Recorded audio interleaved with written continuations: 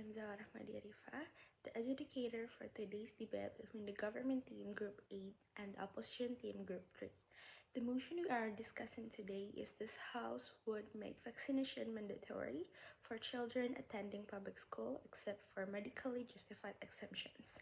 Both teams delivered a very engaging debate. The core clash of this match was a fundamental battle of principles, prioritizing public health and herd immunity versus protecting a child's basic right to education.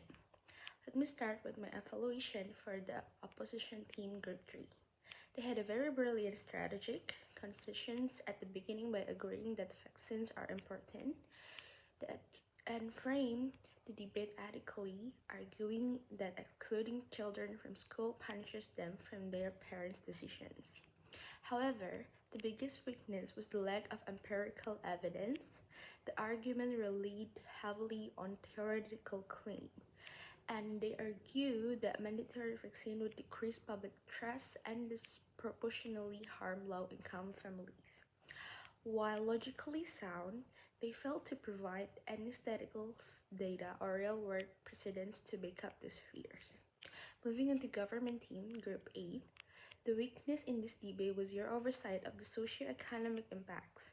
You casually claim that parents who refuse vaccines could simply choose alternative education like homeschooling, without proving how accessible or affordable it is for every family. Despite this blind spot, your strengths significantly outweighed your flaw. You built a highly pragmatic and evidence-based case. You didn't just rely on moral argument. You brought hard facts. You cite the University of Minnesota regarding vaccine effectiveness, a 2024 systematic review showing the danger of non-medical exemptions cluster, and you solidified your stance with the Indonesian Health Law number 17 of 2023. Furthermore, your clear boundary on medically justified exemptions prove that your policy is rational, empathetic, and targeted. As an adjudicator, I must weigh evidence over assumptions. Group 8 successfully proved that individual rights are not absolute when they pose a direct health threat to a shared environment. Group 3 also provide noble warnings but failed to ground them in hard data.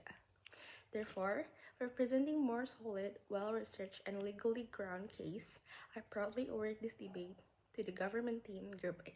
Congratulations.